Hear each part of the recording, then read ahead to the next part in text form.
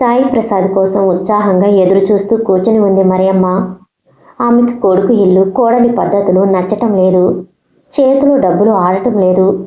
కొడుకు తెలియకుండా దాచుకున్న కోడలు తన మొగుడికి నూరిపోసి కూరా నారా అంటూ ఉన్న చిల్లర కాస్త లాగేసుకుంటున్నది. అనుకోకుండా 200 చేతికొచ్చి పడ్డాయి. పైగా ఉద్యోగం ఇప్పిస్తానంటున్నాడు. నర్సరీ స్కూల్ పిల్లల్ని చూసుకోవటం అంటే పెద్ద కష్టం ఉండదు. బెడ్ పాన్లు మొయ్యక్కర్లేదు. శరీరంలో శక్తి ఉన్నంత దాకా అక్కడే కాలక్షేపం చేయవచ్చు. క్రితం రాత్రి కంటే భయభక్తులతో నమ్రతగా కూర్చుని ఉంది మరియమ్మ.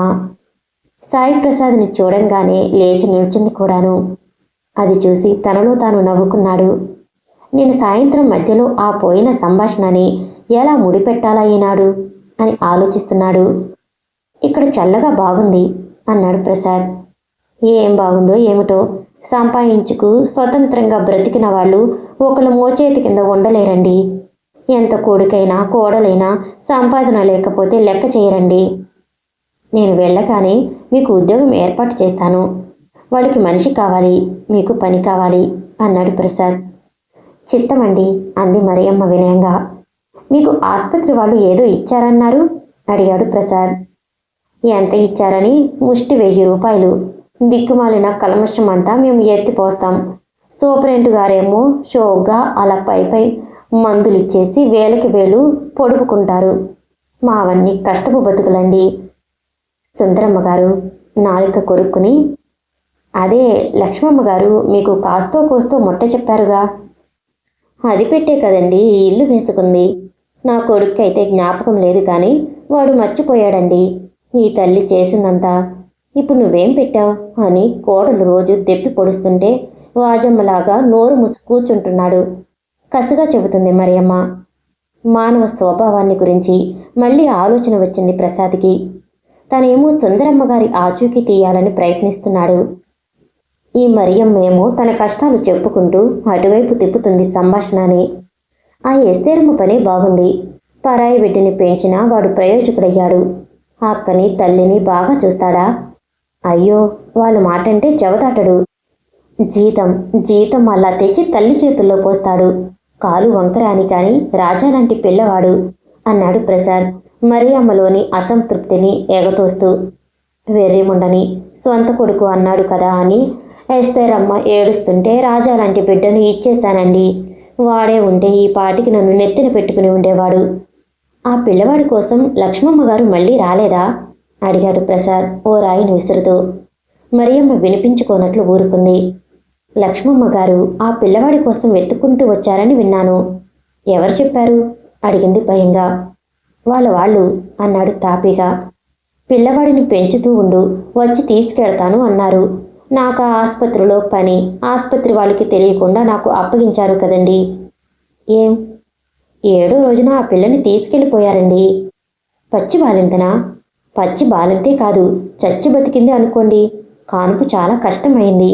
అసలు పిల్లవాడు లోపల చచ్చిపోయాడే అనుకున్నారు. బలవంతాన పొట్టపోశారండి. ఏం? ఆ పిల్ల ఎప్పుడూ మత్తుగా పడి ఉండేది. తల్లి నిద్ర మాత్రలు ఇచ్చేది. ఈ పిల్ల వేసుకునేది. ఎందుకట? మాకేం తెలుసు. దానికి కడుపులో నొప్పి, రాత్రులు నిద్ర పట్టక ఏడుస్తుంటుంది. అందుకని పగలు నిద్రపోనిస్తున్నాను అనేవారు. కానీ రాత్రులు ఎప్పుడు చూసినా హాయిగా నిద్రపోతుండేది.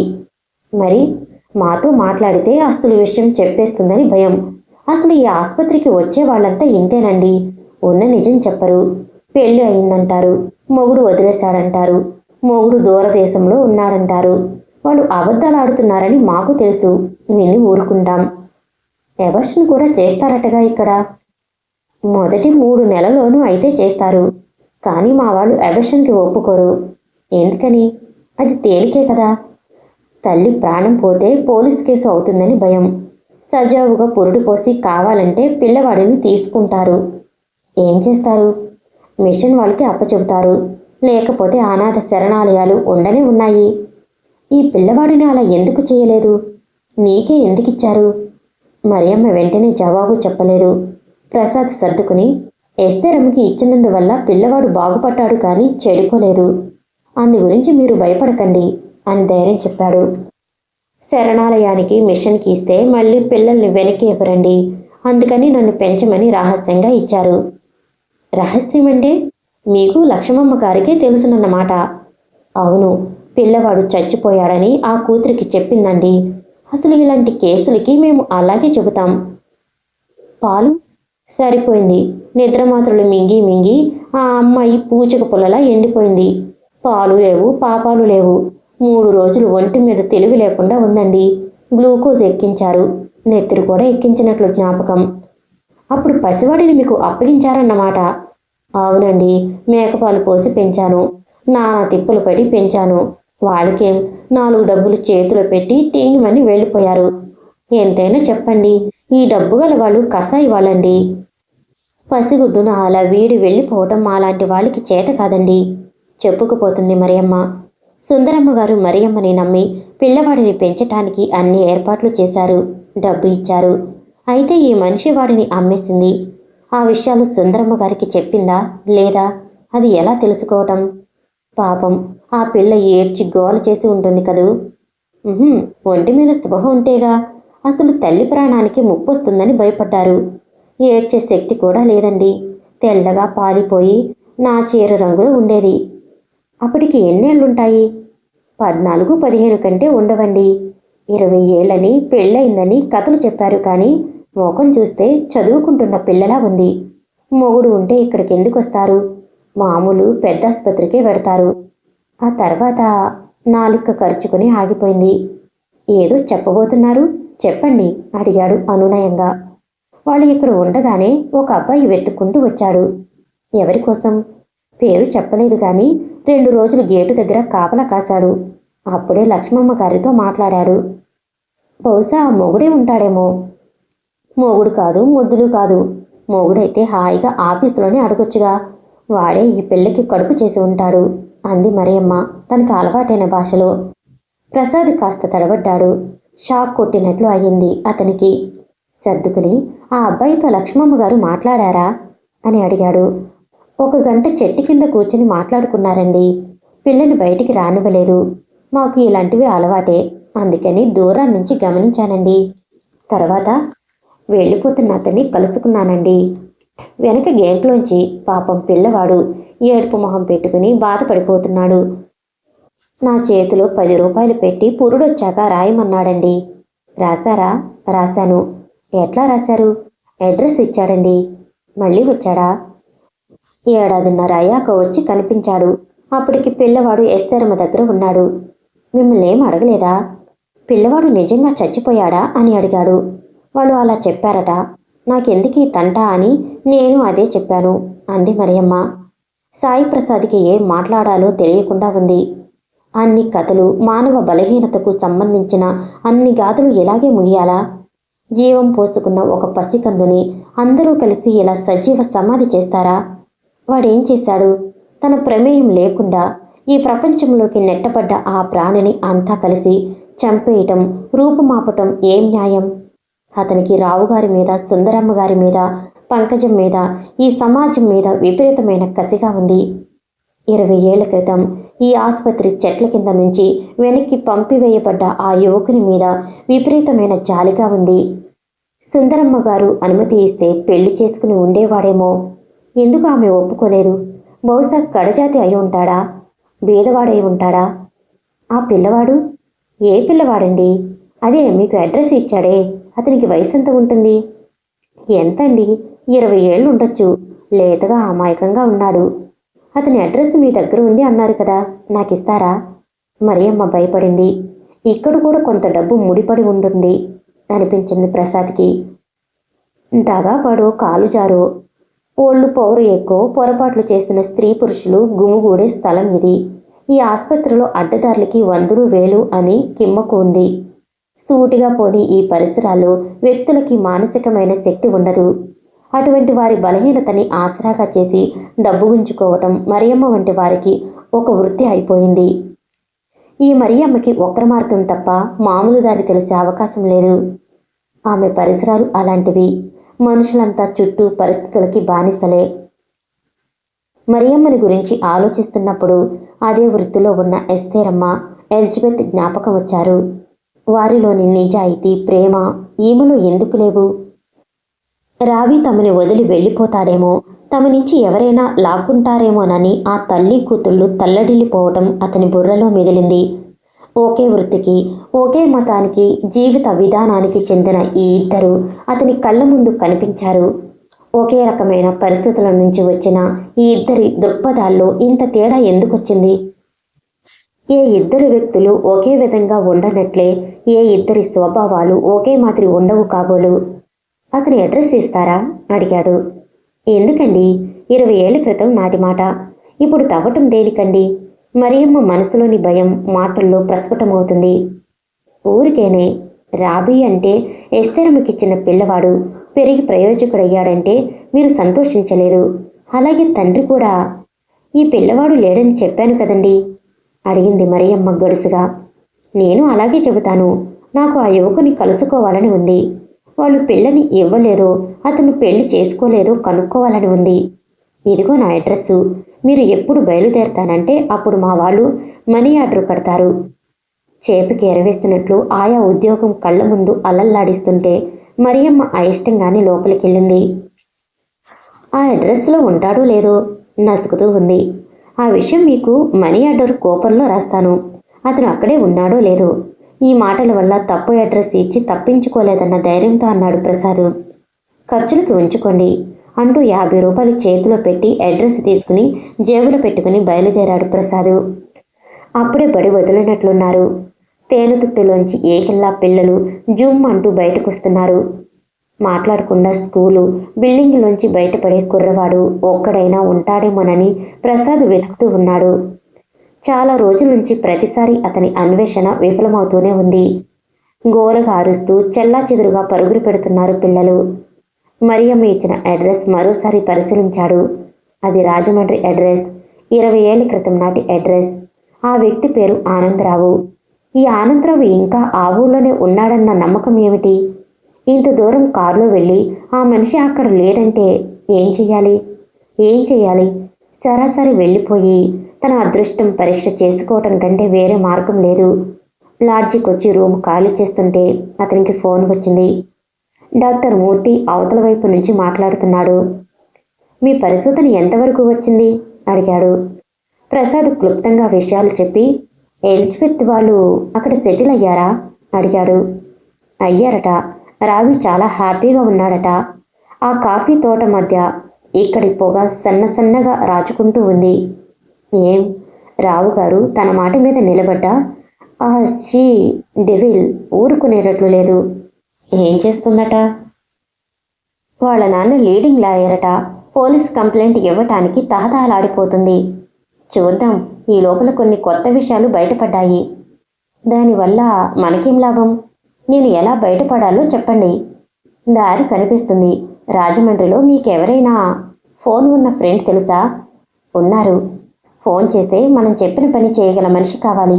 అంటే ఫలానా అడ్రస్లో ఆనందరావు అన్న పేరు గల వ్యక్తి ఉన్నాడో లేడో కనుక్కొని చెప్పగలగాలి. అడ్రస్ ఇవ్వండి. 7 గంటల లోపున మీకు ఏ విషయం చెబుతాను. మీరు త్వరగా విషయం తేల్చండి. నాకు నర్వస్గా ఉంది. అసహ్యమైన పేరు. ఫోన్ కట్ అయిపోయింది. సరిగ్గా 6:50కి హోటల్లో ఫోన్ రింగ్ అయింది. కౌంటర్ దగ్గర జనం. సాయంత్రం వేళ కాబట్టి వచ్చేపోయే లాడ్జెస్ గలగలమని మాటల శబ్దాలు. డాక్టర్ మూర్తి మాటలు స్పష్టంగా వినిపించలేదు. ఆ మనిషి ఆ అడ్రస్లోనే ఉన్నాడన్నది మటుకు 2 సార్లు రిపీట్ చేశాడు డాక్టర్ మూర్తి. 7ంటికి రూమ్ ఖాళీ చేసి అటాచ్ కేసు బ్యాగు కారులో వేసుకు బయలుదేరాడు ప్రసాద్. డ్రైవర్ కారు నడుపుతుంటే ప్రసాద్ ఏం మాట్లాడాలి, ఏం అడగాలి అన్నది రిహార్సల్ వేసుకుంటున్నాడు. అంతదాకా ఈ విచిత్రమైన గాథలో ప్రసాద్కి ఎవరి మీద సానుభూతి కలగలేదు. అందరూ తమ తమ ప్రయోజనాల కోసం 20 ఏళ్ల క్రితం నాటి జీవన నాటకంలో పాత్రలు అయ్యారు. ఇందులో నష్టపోయిన వ్యక్తి ఎవరు? ఈ మహానాటకంలో ఏకాకి ఎవరు అని ప్రశ్నించుకున్నప్పుడు ఆనందరావు అనే 20 ఏళ్ల యువకుడు ప్రసాద్ కళ్ళ ముందు ప్రత్యక్షమవుతూ ఉన్నాడు. సుందరమ్మ గారు తెలివిగా కూతురు తప్పిదాన్ని దాచిపెట్టి గుట్టు చప్పుడు కాకుండా పురుడు పోయించి ఆ పిల్లవాడిని అనాథని చేసి వదిలేసింది. పంకజం గతాన్ని మర్చిపోయి హాయిగా అమెరికాలో పిల్లాపావతో సుఖంగా ఉంది. మరియమ్మ దిక్కులేని పసికందు కారణంగా 5,000 సంపాదించి వాణ్ణు వస్తువులాగా అమ్మి పారేసింది. మగపిల్లవాడి కోసం కరువు వాచిన ఎస్తేరమ్మ పుత్ర ప్రేమని పొందింది. అందరికీ ఏదో విధంగా లబ్ధి కలిగింది, తోడు దొరికింది. ఒక్క ఆనందరావుకి తప్ప. ఆ యువకుడు కావాలని తప్పు చేశాడా? తప్పు చేసి పారిపోయేవాడైతే హాస్పిటల్కి ఎందుకొచ్చి ఉంటాడు? అంటే యవ్వన ప్రాంగణంలోకి అడుగు పెడుతున్న ఆ యువకుడు నిజంగానే ఈ 14 ఏళ్ల పిల్లని ప్రేమించి ఉండాలి. మరి పెళ్లి ఎందుకు చేసుకోలేదు? బహుశా సుందరమ్మ గారు ఒప్పుకొని ఉండరు. తాము ధనవంతులు, కూతురు తప్పు చేసినా కప్పెట్టి మంచి సంబంధం చేయగల తాహతు ఉంది. సగటు తల్లిలాగానే ఆమె ప్రయత్నించింది. అది తలుచుకుంటే విసుగ్గా ఉంది. ప్రసాద్కి సుమారు 40 దాటినాయి. 2 పిల్లలు, భార్య, డబ్బు, వ్యవధి అన్నీ ఉన్నాయి. చిన్న చిన్న వ్యసనాలు ఉన్నాయి. పరిస్త్రీ సాంగత్యము కొత్త కాదు. కానీ వీటన్నిటి నుంచి కూడా అతను 20 ఏళ్ల ఆనందరావు ఏకాంతతని అందరూ దూరంగా నెట్టేయగా నిస్పృహతో వెళ్ళిపోయిన ఆ యువకుని మర్చిపోలేకుండా ఉన్నాడు. ఆ రాత్రి 9 వేళ రాజమండ్రి చేరుకున్నాడు. ఇక్కడ హోటల్కి సమస్య లేదు. ప్రసాద్కి రాజమండ్రి చిరపరిచితం. చేతిలో చీటీతో దానవాయిపేట వెతుక్కుంటూ 9 దాటాక బయలుదేరాడు. 10 గంటల వేళ ఇలా వెళ్ళి తలుపు కొట్టడం అమర్యాద అని కానీ, అవతల వారికి ఇబ్బందిగా ఉండొచ్చునని కానీ అతనికి అనిపించలేదు. చూడాలి చూడాలి, ఆనందరావు అనే యువకుని చూడాలి అంటూ ఆత్రపడుతున్నాడు. బయట నుంచి చూస్తే ఇల్లు మరీ బేదగా లేదు. చుట్టూ చెట్లు, చిన్న గేటు, లోపల మామూలు పెంకుటిల్లు. వెన్నెల్లో ఇంటిపైన బంగళా పెంకులు స్పష్టంగా కనిపిస్తున్నాయి. లోపల మనుషులు పడుకున్నట్లు లేదు. ముందు వరండాలో దీపం వెలుగుతుంది. వరండాకున్న డైమండ్ ఆకారపు రీపర్సు నేల మీద వికృతంగా తమ నీడని పరుస్తూ ఉన్నాయి. అసలు సైజుకి రెట్టింపు సైజులో నీడ ముందున్న చప్టా మీద పడింది. ఆనందరావు గారు, ఆనందరావు గారు పిలిచాడు ప్రసాద్ గేటు దగ్గర నుంచి. 8 ఏళ్ల అమ్మాయి పరికిని జాకెట్ వేసుకుని ఉంది. బయటకొచ్చింది. ఎవరు? ఆనందరావు గారి కోసం వచ్చాను. పడుకున్నారా? నాన్నగారి కోసమా? అడిగింది ఆ పిల్ల. ఆనందరావు కూడా పెళ్లి చేసుకున్నాడన్నమాట. జవాబు చెప్పడం మర్చిపోయి నిల్చున్న ప్రసాద్ని మళ్ళీ అడిగింది ఆ పాప. నాన్నగారి కోసమా? అవునమ్మా, లోపలికి రండి అంటూ తీసుకెళ్ళింది.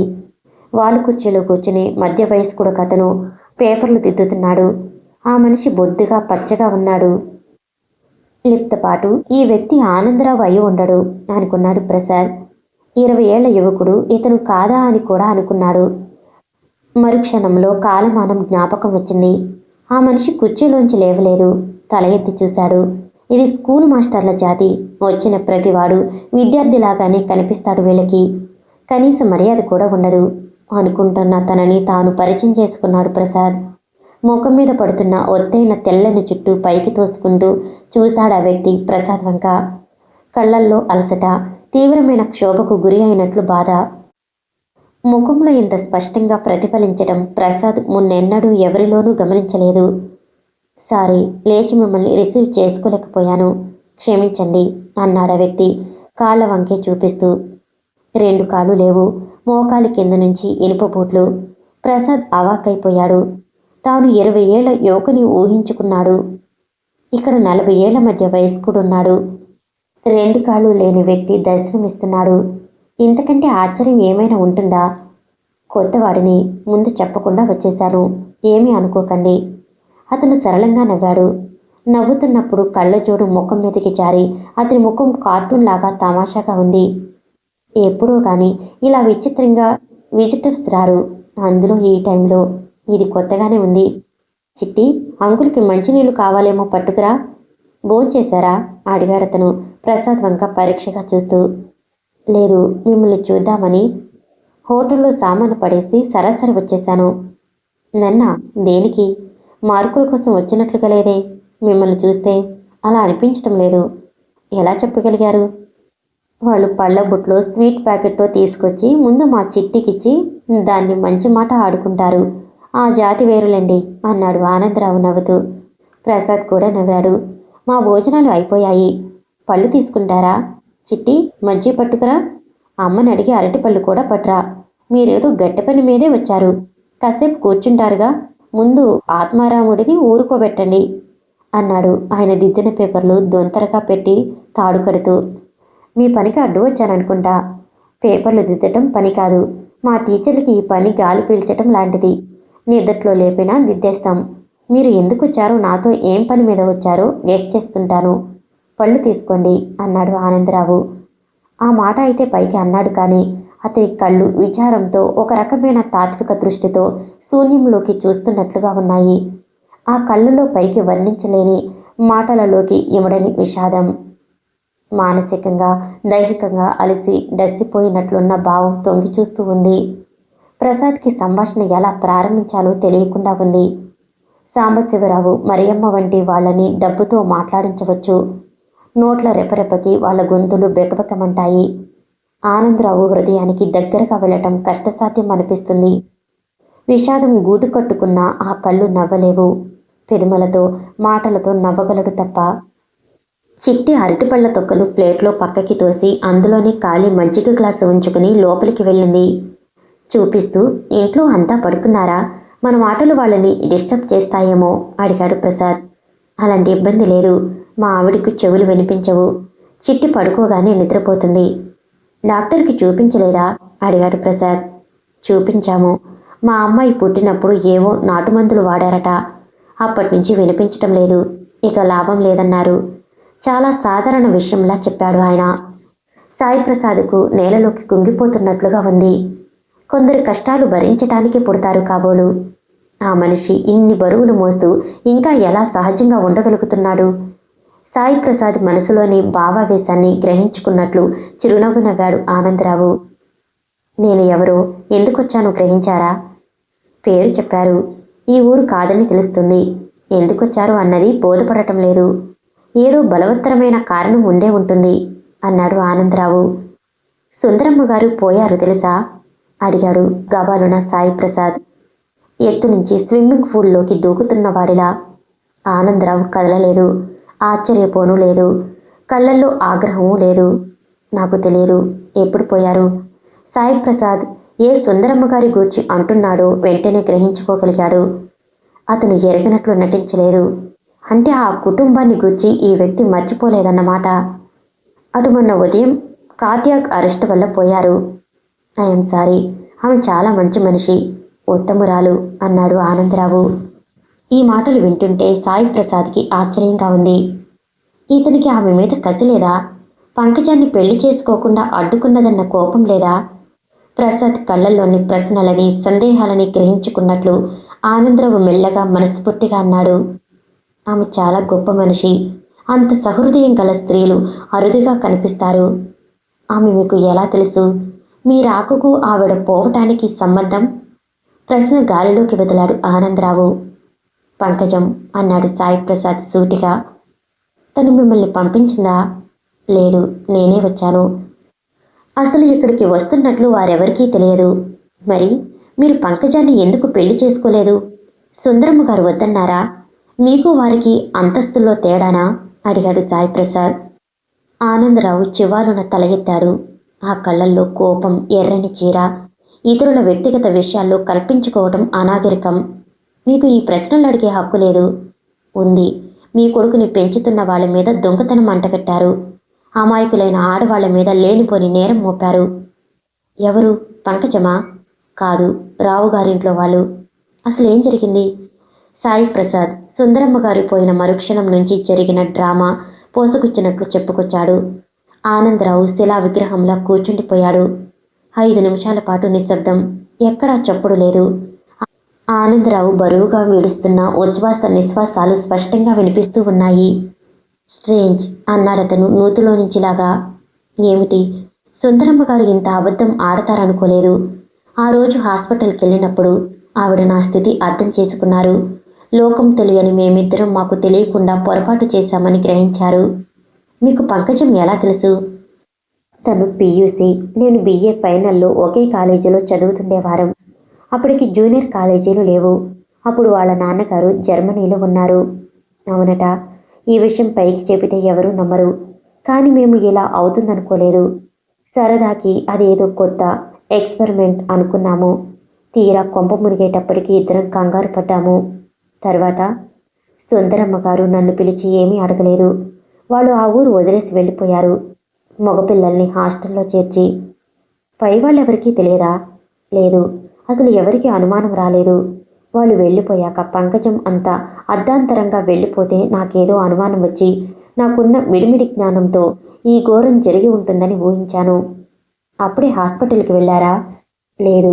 వాళ్ళు ఎక్కడున్నారో తెలుసుకోవడానికి చాలా చాలా కష్టపడ్డాను. ఎట్లా తెలిసింది? సుందరమ్మ గారు కొడుకు పేరున టీఎంఓ పంపారు. అది చూసి కనిపెట్టాను. అంటే మగపిల్లలకి ఈ సంగతి తెలుసంటారా? తెలియదు. పంకజానికి టీబీ అని చెప్పారు. కొన్నాళ్ళు మదనపల్లిలో ఉన్నారు. ఒకే ఇంట్లో ఉంటే మగపిల్లలకి ఈ జబ్బు అడ్డుకుంటుంది. ఇలాంటి జబ్బు పిల్లతో ఎవరి ఇళ్లల్లోనూ ఉండకూడదు. మదనపల్లి శానిటోరియంకి తీసుకెడతాను అని వెళ్ళారట. అంటే పంకజం అన్నదమ్ములు మీతో మాట్లాడేవాళ్ళన్నమాట. దెబ్బలాడుకుంటేగా. అసలు ఎవరికీ అనుమానం రాలేదు. పంకజం తెల్లగా పాలిపోయి చిక్కిపోతుంటే బోన్ టీబీ అని చెప్పాడట డాక్టరు. కానీ తప్పు చేశాను కాబట్టి నాలో ఏదో భయం, అనుమానం. మళ్ళీ పంకజం నా కంట పడకపోయేటప్పటికీ నా అనుమానం దృఢమయ్యింది. మదనపల్లి నుంచి ఆసుపత్రికి వచ్చారన్నమాట. 5 నెలలు కాబోలు మదనపల్లిలో ఉన్నారు. ఆ తర్వాత గాలి మార్పుకి రామాపురం తీసుకొచ్చారు అన్నారు. అది చూసే నేను ఎలాగన్నా పంకజాన్ని చూడాలని హాస్పిటల్కి వెళ్ళాను. చూడనివ్వలేదటగా? వద్దు అని అనలేదు ఆవిడ. మీరు ఆలోచించండి. ఆ తల్లి స్థానంలో మీరుంటే ఏం చేసేవారు? అసలు మామూలు తల్లిదండ్రులైతే ఏం చేసేవారు? అడిగాడు ఆనందరావు. పెళ్లి చేసుకోమని గొడవ చేసి ఉండేవారు. చేసిన తప్పుని సరిదిద్దుకోమని ఒత్తిడి తెచ్చి ఉండేవారు. ఆమె అదే చేశారు. పెళ్లికి మీ వాళ్ళు ఒప్పుకోలేదా? అసలు ఆమె ఈ సమస్యను మరో కోణం నుంచి చూశారు. నన్ను తిట్టలేదు, కాళ్ళు వెరగొడతానని అనలేదు, అరిచి గోల చేయలేదు. ఆశ్చర్యంగా ఉంది. అందుకని ఆమె ప్రత్యేకమైన వ్యక్తి అన్నాను. చాలా సానుభూతితో నా తప్పిదాన్ని విన్నారు. నా ఆరాటం, పంకజం ఏమైపోతుందోనన్న నా భయాన్ని అర్థం చేసుకున్నారు. చూడనివ్వలేదన్నారుగా? ఆవిడ ఒక్కటే అడిగారు. ఇప్పుడు చూసినందువల్ల ప్రయోజనం ఉందా? దానివల్ల జరిగిన పొరపాటు సరి అవుతుందా అని. అవదు. నాకు ఏం చెయ్యాలో అన్న ప్లాను కానీ, పెళ్లి చేసుకుందామన్న ఆత్రం కానీ లేదు. తప్పు చేశానన్న పశ్చాత్తాపం తప్ప. అప్పుడు ఆవిడ చాలా నిదానంగా కన్న కొడుకుకి చెప్పినట్లు నా భవిష్యత్తు ప్లాన్ గురించి చెప్పారు. చేసిన తప్పు దిద్దుకోవటానికి ఒకటే మార్గం ఉందన్నారు. నేను కనీసం ఎంఏ పాస్ అయ్యి లెక్చరర్ జాబ్ సంపాదిస్తే పంకజాన్ని ఇచ్చి పెళ్లి చేస్తానన్నారు. ప్రసాద్ ఆశ్చర్యంగా వింటున్నాడు. చెవులు దూరపెట్టుకు వింటున్నాడు. పొరపాటు నీదొక్కడిదే కాదు, మా అమ్మాయిదేను. నాకు ఈ పొరపాటులో భాగం ఉంది అని ఆవిడ చెబుతున్నప్పుడు 20 ఏళ్లు లేని నేను ఆ క్షణంలో మానసికంగా చాలా ఎదిగాను. క్షమాగుణం మనిషిని ఎంత ఉన్నతిని చేస్తుందో ఆమె ముందు నేనెంత అల్పుడినో బోధపడింది. చుట్టూ నిశ్శబ్దం. ఆ నిశ్శబ్దంలో ఆనందరావు మాటలు నెమ్మదిగా, స్పష్టంగా, వేదనాభరితంగా వినిపిస్తూ ఉన్నాయి. మీరు నమ్మరు. ఆ రోజు నేను ఆమె ఒళ్ళో తలపెట్టుకుని ఏడ్చాను. ఎందుకో తెలియదు, చాలా బాధ వేసింది. నా వల్ల ఈమె ఈ కొత్త పరిసరాల్లో ఇలా అవమానకరమైన స్థితిలో ఉండాల్సి వచ్చిందని ఆమె స్థితికి కుమిలిపోయాను. మరి పంకజాన్ని ఎందుకు పెళ్లి చేసుకోలేదు? చాలా విషయాలున్నాయండి. మీరొచ్చి నా మనసులోని జ్ఞాపకాల తుట్టిని కదిల్చారు. వినాల్సిన బాధ్యత ఉంది. తొందరపడకండి అన్నాడు ఆనందరావు స్కూల్ టీచరు లాగానే. సాయి ప్రసాద్ నాలుక ఖర్చుకున్నాడు, పొరపాటు మన్నించమన్నట్లు. పంకజాన్ని నేను ఎంఏ పాస్ అయ్యేదాకా చూడవద్దన్నారు. మేమిద్దరం మళ్ళీ కలుసుకోమని నా దగ్గర మాట తీసుకున్నారు. ఎంఏ అయ్యాక ఆ డిగ్రీ చేతుల్లో పుచ్చుకుని కానీ మేము ఒకళ్ళ ముఖం ఒకళ్ళు చూడటానికి వీల్లేదన్నారు. చిత్రంగా ఉంది. అప్పుడు ఆ క్షణంలో నాకు అది చాలా కఠినమైన విషయంలా అనిపించింది. కానీ ఆమె పెట్టిన నిబంధన ఎంత శక్తివంతమైందో ఊహించండి. మేము మళ్ళీ ఆ తప్పు చేస్తే, ఒకసారి కాలు జారిన వాళ్ళు మళ్ళీ ఆ బలహీనతలో పడరని నమ్మకం ఏమిటి? అది ఆవిడ పాయింట్. ఒప్పుకున్నారా? ఒప్పుకున్నాను. నాకు 20 ఏళ్ళు, పంకజానికి 17 ఏళ్ళుంటాయి. ఇంత చిన్న వయసులో పెళ్ళి, అది తప్పటడుగు వేసి సరిదిద్దుకునే పెళ్ళి. అటువంటి పెళ్లి వద్దు అని 40 ఏళ్ల గృహిణి సలహా ఇస్తుంటే తప్పు చేసిన యువకుని పరిస్థితి ఎలా ఉంటుందో ఊహించండి. మరి పుట్టబోయే ప్రాణి గురించి మీకు ప్రేమ, బాధ్యత? నవ్వాడు ఆనందరావు. నన్ను పెద్ద గండం నుంచి తప్పిస్తానంటున్నారు. 5 ఏళ్లు ఆగి మీ ప్రేమ బలవత్తరమైనది అయితే 5 ఏళ్లు నిలబడగలిగితే పెళ్లి చేస్తానంటున్నారు. ఇంతకంటే ఏం కావాలి? ఏ దేవతలు ఇంతకంటే గొప్ప వరాలు ఇస్తారు? మరి మీరు విచారంగా ఆసుపత్రిలోంచి వెళ్ళిపోయారని మరియమ్మ అంది. ఎవరు? ఆ ఆయానా? అది పచ్చి దొంగది. దూరాన్నించి ఆ మాటలు కనిపెట్టి వెంటపడింది డబ్బులిమ్మని. ఇచ్చారటగా? ఇచ్చాను. 50 రూపాయలు గుంజుకుంది. ఎందుకిచ్చారు? చెప్పలేదు.